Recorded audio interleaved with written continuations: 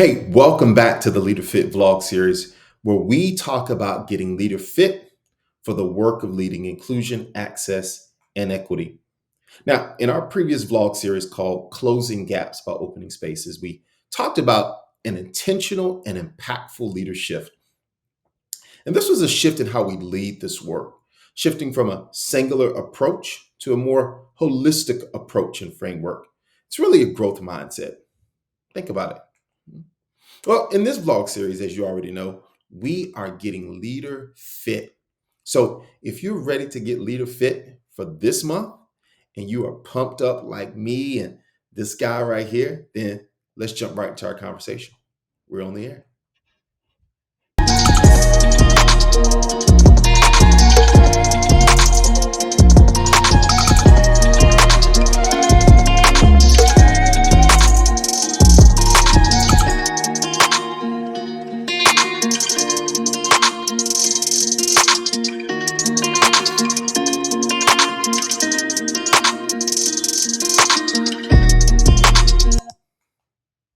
Hey, so by now, I hope that you've enjoyed getting fit in this series and really seeing the impact gains from the leader moves. Because my goal as your personal leader fit trainer in each of these vlog episodes has really been to challenge you, encourage you, and equip you with specific leader moves designed to do three things. And you know them: stay focused on the work, be intentional in prioritizing the work, and then tracking it on your calendar so that you can actually work on the work and even measure your impact on teacher growth and on student learning, particularly those students with disabilities. So, in each episode, as part of our Leader Fit warm up, we simply begin with a recap and a review of the Lead Embrace framework, which are those drivers that support instructional excellence and those designs that sustain instructional excellence for our co-taught classroom. So let's go through them pretty quickly. You remember those core four drivers? One of our Leader Fit vlog episodes, we've already explored one of these. And then, of course, you remember our core four designs. In our last vlog episode, we explored one of these. And so now that we've been reminded of those drivers and designs that help us prioritize the work, it's time to get leader fit so we can actually work on the work. And so in this episode, we get fit with the driver that supports co-teaching excellence. And this one is called targeted times to engage in thorough talks. So how do you get fit and stay fit so you can make an impact on instructional excellence for students with disabilities? Well, first, remember this driver that supports co-teaching excellence is about a focus on collaborative planning, or simply put, co-planning, right? But at its core, this is about leading and building a collaborative culture where clear and observable expectations for co-teaching team conversations are established, they're supported, and even utilized to improve instruction and student learning. So let's check out these leader moves, because these are leader moves that are used to build, support, encourage, maintain, and enhance a collaborative culture, and more specifically, used to ensure that targeted times for teachers to engage in thorough talks are happening with the level of effectiveness that impacts teacher growth and student learning outcomes. And of course, these leader moves are aligned to our leader fit guide. They're focused, they're intentional, they're trackable. So let's check out leader move number one. Leader move number one is really to establish clear expectations, right? Clear and observable expectations for collaborative planning, with specific details for co-planning and data analysis, particularly for your students with disabilities. Right? So if you've established these expectations already, there may be a need or an opportunity to do a reset, or even a refresh around these expectations. But here's what's important: clarity and consistency around what you expect and what you intend to see and hear during these co-planning times with teacher teams is essential. Okay. Leader move number 2, go and observe a co-planning session. Right?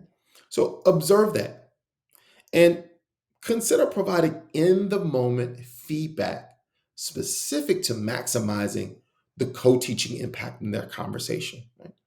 Utilize feedback to push the thinking and the talking around removing barriers for students, and push the thinking and the talking around utilizing student data to inform their instruction. Use it to push their thinking around how they talk about specially designed instruction, around student engagement, around the specific roles that those teachers serve over the course of the lesson. But go and observe a co-planning session. Leader move number 3, participate and provide support in 1 or 2 collaborative planning sessions each month. Right?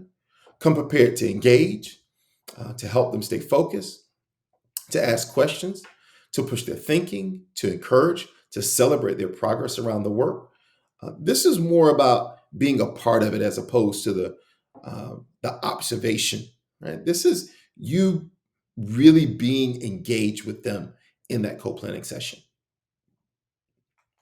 Leader move number 4, lead the co-planning session and model for teachers how to utilize an established protocol to maximize effectiveness and efficiency of their time.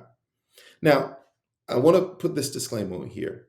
These are not leader moves that are given to you in a particular order, because this may need to happen immediately after your expectations have been communicated. This may need to happen after the observation of the co-planning session. In fact, it may happen at any time.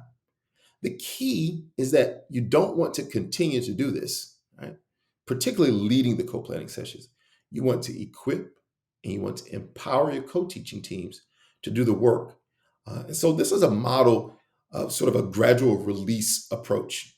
In fact, you may even have one of your instructional leaders and academic coaches co-lead or lead the co-planning session as well. Finally, leader move number 5, send an email or visit. Simply ask if they need support during co-planning or if they need some additional time to co-plan. For some teams and for some teachers, this may have been what they were waiting for, an opportunity and a door to ask you a question about support and or time. So just be prepared to provide the support and or the resources they need so they can truly engage in thorough talks with their colleagues at targeted times. They may feel that the target time set aside is not sufficient or optimal, and asking them what they need is powerful. Listen, leaders, being leader fit is not just about hard work. We say this each vlog episode. It's hands-on work. And when you are fit, focused, intentional, and tracking it, you can make a positive and healthy impact on the outcomes for our students with disabilities. Listen, I look forward to you joining me for our next vlog workout. As we share with you all the time, Lead Embrace app, go check it out. You have access to more leader moves, more resources.